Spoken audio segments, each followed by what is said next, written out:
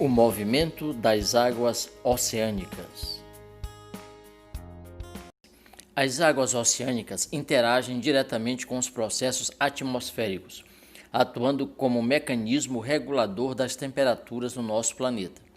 Em meio aos oceanos existem gigantescas porções de água salgada, denominadas correntes marítimas, que se diferenciam principalmente pela temperatura, quente ou fria, e salinidade de suas águas. Essas correntes se deslocam sempre na mesma direção e com a mesma velocidade, como podemos observar pelo planisfério. As correntes marítimas quentes se formam nas regiões tropicais e se dirigem em direção às regiões polares, onde se resfriam.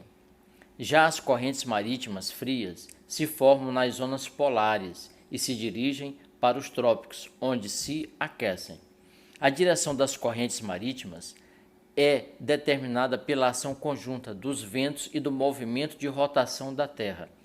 Nas proximidades da linha do Equador, os ventos alísios que sopram de nordeste, hemisfério norte, e sudeste, hemisfério sul, conduzem as correntes de leste para oeste. Já nas regiões de latitudes médias, os ventos sopram de oeste para leste, conduzindo as correntes marítimas nessa mesma direção.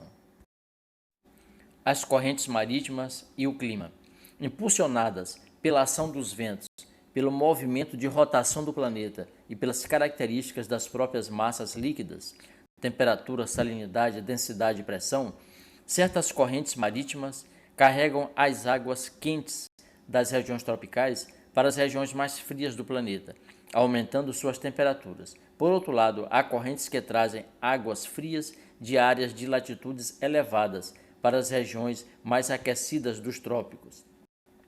A corrente do Golfo, por exemplo, leva águas aquecidas do Golfo do México para o litoral europeu, amenizando o rigor do inverno no norte da Europa.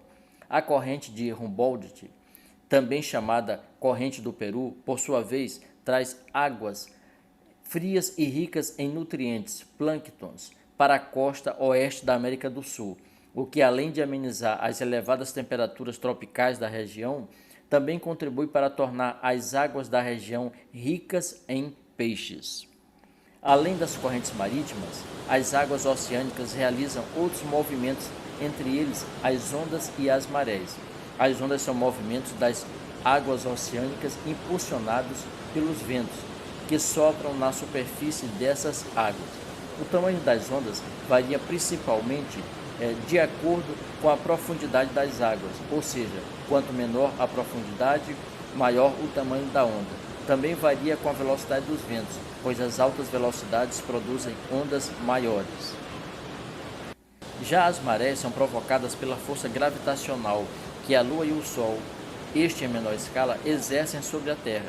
Nos períodos em que a água do mar avança sobre o litoral, ocorrem marés altas, ou pré-mar, e nos períodos em que ela recua, ocorrem as marés baixas, ou baixa-mar. As marés altas e baixas ocorrem em intervalos de 6 horas, e seus movimentos mudam as paisagens litorâneas. A dinâmica das águas na modelação do relevo litorâneo. Em conjunto, esses movimentos tornam os oceanos grandes agentes transformadores do relevo litorâneo, exercendo um duplo trabalho sobre o relevo das regiões costeiras. De um lado, o movimento das águas oceânicas provoca o desgaste, a erosão ou abrasão do relevo litorâneo, criando diferentes formas ao longo da costa. As falésias, como são chamados os paredões rochosos abruptos à beira-mar, são formadas pelo choque das ondas sobre o relevo, o que causa o solapamento de sua base e o desmoronamento do material sobrejacente. Ao mesmo tempo, as águas oceânicas transportam sedimentos que se depositam ao longo da costa, realizando um intenso trabalho de acumulação marinha, criando praias arenosas, entre outras formações, como podemos ver pela imagem. A degradação das águas oceânicas. Os oceanos têm sido utilizados como imensos depósitos de detritos e rejeitos gerados pelas diversas atividades humanas. A maior parte da poluição que atinge os oceanos provém das descargas dos rios, que transportam vários tipos de poluentes em suas águas. de esgotos domésticos e industriais sem tratamento, agrotóxicos e fertilizantes químicos aplicados em excessos nas lavouras, a resíduos altamente tóxicos, como mercúrio, chumbo, cobre, níquel, entre outros metais pesados originários de processos diversos. Além disso, os oceanos também recebem uma imensa quantidade de poluentes atmosféricos, levados dos continentes pelas correntes de ventos e de resíduos sólidos como plásticos, latas, garrafas, vidros e embalagens, lançados nas regiões costeiras. Parte desses poluentes acaba sendo carregada pelas correntes marítimas e afeta lugares bem distantes de onde foi lançada. Os sinais da degradação que atinge os oceanos já podem ser observados nas águas do Ártico e da Antártica, porções menos habitadas do planeta. Outro grave problema ambiental que afeta o ecossistema marinho é a poluição gerada pelo petróleo. O intenso processo de poluição das águas oceânicas provoca danos significativos ao ecossistema marinho.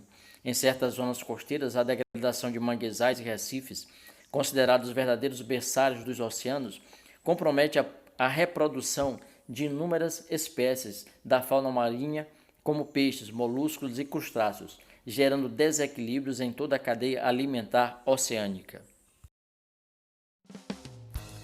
Atividade. Responda aqui nos comentários desse vídeo o que você acha que se deve fazer para preservar os oceanos.